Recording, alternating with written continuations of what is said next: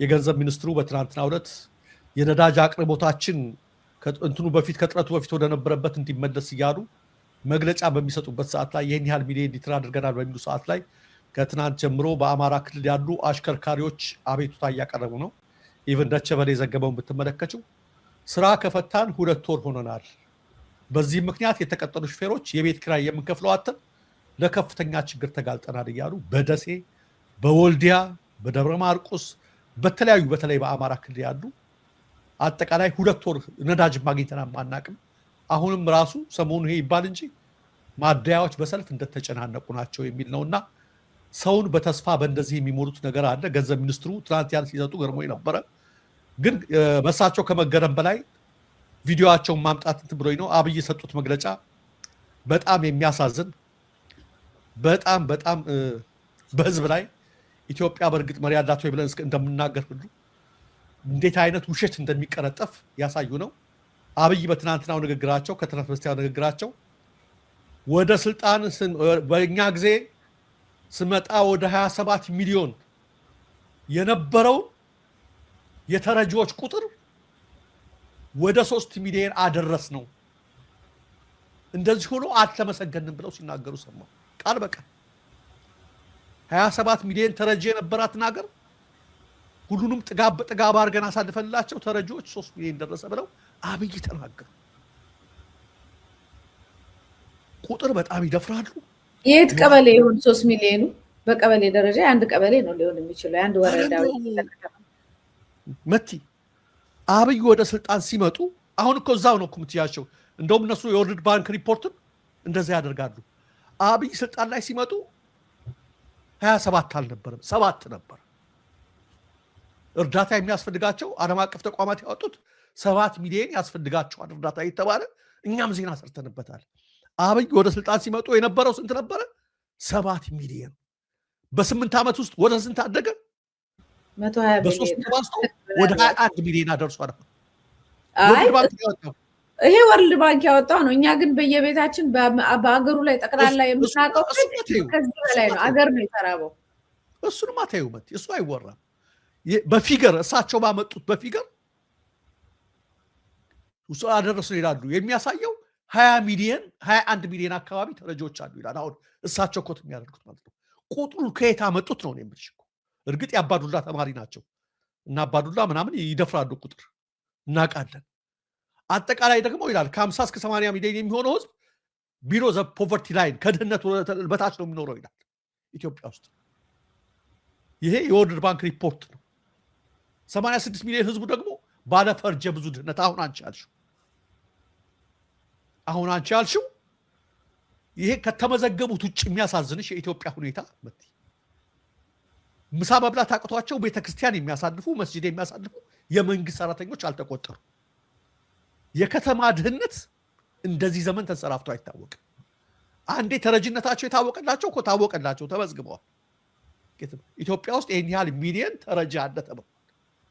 ያልተመዘገቡ ኑሯቸው ግን ከተረጂዎቹ ያልተሻለ ረሃባቸውን በነጭ ልብስ የሸፈኑ ከወር እስከ ወር ልጆችን አደር ሲሆኑ እኔ አደር ሲሆኑ ለልጆች ጫማ መግዛት በአንድ እችል ሆኖ ለዩኒፎርም ሲባል ለተማሪዎች እችል ሆኖ ነገ ምሳ ምን አበላቸው ይሆን እያሉ የሚጨነቁት ብታመም እንዴት ታከማለሁ ብለው የተለያየ ነገር የሚያደርጉት የከተማው ድህነት የመንግስት ሰራተኛው የመምህራኑ የምኑ ድህነት እዚህ ውስጥ አይገባም እኮ። እነሱም አላቸው ብሎ ያ ሁሉ ሳይደመር ቀርቶ ነው የመጨረሻ ዘቦርስት በቃ መበጠለያ ስላሉት ነው ወርልድ ባንክ 20 እና 21 ሚሊዮን አሉ የሚለው። አንድ ዋሹ ተመልከች፣ ውሸታቸው ህዝብ ሁሉ ተረጃ አድርገውት ምንድን ነው የሚያመጣላቸው? አውቃለሁ አብይ የፕሮስፐሪቲ ጎስፔል ሎ ኦፍ አትራክሽን የሚባል ነገር ባይኖርህም ተናገረው በጎውን ነገር ደጋግመህ ስትናገረው ወደ አንተ ይመጣል የሚል የጥንቆላ አመለካከት እንዳላቸው አውቃለሁ። ሰው ባይበላ ህንፃ ከሰራንለት ያን እያየ ይጠግባል ብለው ሲናገሩ ሰምተናቸው ምንም በሌለበት ሰዓት ላይ እናውቃለን። የጤና ባለሙያዎች 10 ሺህ ብር እየተከፈሉ የቤት ኪራይ መክፈል አቅቷቸው ወር ሲደርስ ተሸሽገው እየገቡ ከአከራዮቻቸው በሌሊት እየወጡ ወደ ስራ አብይ የሰጡትን መግለጫ ደረሰውም እኮ። እናንተ እኮ የጤና ባለሙያዎች እኮ በግቢያችሁ ውስጥ 20 ዶሮ ብታረቡ ከንትኑ ጫሉ ናቸው። በግቢ ውስጥ እያሉ የሚያወሩ ናቸው። የሚኖሩት በምንድን ነው? በቤት ኪራይ። ተመልከት። የቤት ኪራይ መክፈል ስለሌላቸው ሰዎች በግቢያቸው ውስጥ ዶሮ አርጉ እያሉ የሚመክሩ ናቸው። ተራው ላይ ቡዝና ዳቦ አርጋችሁ በዛች ላይ አቮካዶ ጣል አድርጋችሁ ምትብቱ እያሉ የሚናገሩ ናቸው። ምንም ነገር በየደበት እናውቃለን። አሁን ደግሞ ቁጥሩን እንዴት እንደጎመዱት ተመልከች። የሚያጨበጭቡት ምን እያሉ ነው? እኒህ ሰውዬ ብዙ ጊዜ ዋሽተዋል። ኢትዮጵያን ተረጃ አድርገውታል። ህዝቡን ከዳር እስከ ዳር ህዝቡ እየለመነ ነው። ኢትዮጵያ ውስጥ በአሁኑ ሰዓት ላይ እኮ እነሱን የከበቡ ሰዎችና ውጭ ሀገር ልጅ ያላቸው ሰዎች ናቸው ትንሽ በልተው የሚኖሩት እኮ በሚላክላቸው። 27 ሚሊዮን የነበረውን አሉ ከየት እንዳመጡት ይሄን ቁጥር ራሱ ሰው እንዴት በዚህ ደረጃ ያዋሻል? እና መሰረታቸው ምን ላይ የቆመ ነው ልልሽ ነው መሰለኝ? ውሸት ላይ የቆመ ነው። ውሸት ላይ የቆመ ነው። በዚሁ ነው። አንቺ የምትይው ነገር ካለ ሰሞኑን ስለ ቴዲ አውቀው መሰለኝ የአጀንዳ በመስጠት እንዲህ ብለን ወይ ጉድ ምናምን ብለን እንድንጮህ አጀንዳ እየተሰጠን ነው እንጂ መቼም ይሄ ከዚህ በላይ ውሸት የለም። የውሸት ዋና ባለቤቶች ናቸው። ግን ይሄም ሌላ ሲስተም እንዳይሆን ውሸት በመናገር አንተ እንዳልኩ የፕሮስፐሪቲ ጎስፕሉ እንዳለ ሆኖ ራሱ ከእውነቱ ጋር እጅግ በጣም የራቀ ነገር በመናገር ርዕሰ ጉዳይ ለመሆንም የመፈለግ ወይም በቃ ሌላ የሆነ አጀንዳ ይኖራቸዋል ብዬ ነው የማስበው እንጂ መቼም በጤና አይደለም። ልክ ነሽ። እንደ ቴዲ አጀንዳውን ስለቀማቸው ሰሞኑን ስለሸፈናቸው በዚህ አንሱኝም ብለው ሊሆን ይችላል እንጂ መቲ አንዳንዴ እኮ እንደው ስትዋሽም እኮ ለከት ይኖርሻል ትንሽ። እንደው ዝም ብሎ እንደዚህ ታደርጊያለሽ። አይ እኮ በሰው ህዝብ ላይ እኮ ነው የሚጫወቱት። ህዝብ በረሃብ እያለቀ ባለበት ሰዓት ላይ በጣም እኮ እየቀደዱ እኮ ነው ያሉት። ይሄ ብቻ አይደለም መቲ የገረመኝ ሰሞኑን በቴዲ አፍሮ ላይ የዋሹትን ውሸት ማንም ሳያጋልጣቸው ራሳቸው መጋለጣቸው እንመለከታለን። የፌደራል ፖሊስ ምን አደረገ? በቴዲ አፍሮ ጉዳይ በተያያዘ ያሰርኩትም ሰው የለ የምፈልገውም ሰው የለ እሱንም አልፈልገውም ማለት ብሎ አንድ የሆነ ቲክቫ ነው ምናምን የሚባል ከነሱ ቃል እየተቀበለ የሚያሰራጫለ እሱን ተከትለው ደግሞ እነዚህ ቅንጥብጣብ የወረደላቸው ዜና አገኘም ብለው ይሄ ካድሬው ምናምን ፌደራል ፖሊስ አይፈልገውም ከቴዲ ጋር በተያያዘ የታሰረ የለም ምናምን እያሉ ስቱዲዮ የሚባል የተሰበረው በታጣቂዎች በሽፍታዎች ሊሆን ይችላል እያሉ ማስተባበያ ዜና ያገኙ መስሏቸው ያን ነገር ተናገሩ ተባለ። ይሄው የትናንትናውን ዜና ተመልከች።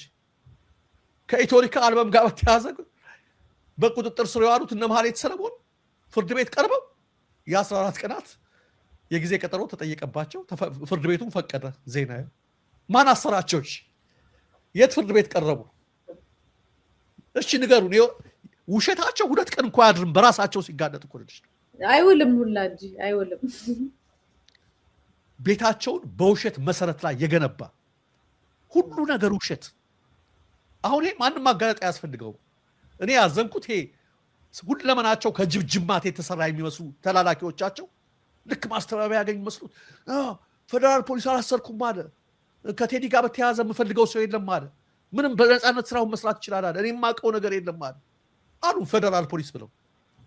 ይሄን እያወቁት ውሸት መሆኑን እያወቁ ስቱዲዮው አደባባይ ተሰባብሮ እያዩት መዘረፉን እያዩት እየተደበደቡ እነ የሱፍ ያሲን መሄዳቸውን እየተመለከቱ በግልጽ እኮ ያውቁታል እኮ። በዚህ ደረጃ በቃ ነጩን ነገር ጥቁር ነው ብለው ለማስተባበል መጡ። ማንም ሳይነግራቸው 2 ቀን ሲያደር የራሳቸው ዜና የ14 ቀን ቀጠሮ በፍርድ ቤት ተጠየቀባቸው ነው ትላንት ዘገቡት። ራሳቸው ዘገቡት። መልስ ከማን ጋር በተያያዘ ይላል ደግሞ ከኢትዮሪካ አልበም ጋር በተያያዘ ምንድን ነው የሚባለው ታዲያ?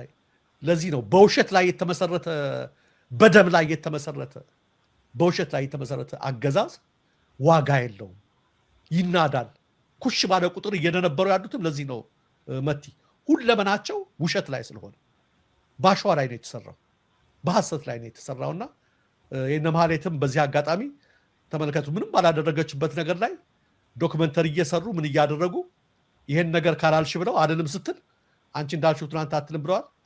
ተመልከች። አለምንም በደሏ ለማሰቃየት አውቀ ሆነ ብለው የ14 ቀን የጊዜ ቀጠሮ የሚሰጠው ለማን እንደሆነ ታውቂያለሽ? ብዙ ጊዜ ፖሊስ በኃይለኛ በከፍተኛ ግድያ ወንጀል፣ መንግስት በመገልበጥ ወንጀል፣ በተለያየ ወንጀል፣ በሽብር ወንጀል ለተባሉ ነው እንጂ አለበለዚያ በ3 በ2 ቀን ምርመራ የሚያልቅ ነው የነሱ ጉዳይ።